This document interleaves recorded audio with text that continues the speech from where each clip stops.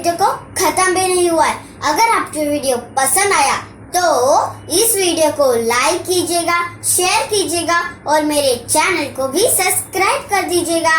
Bye bye.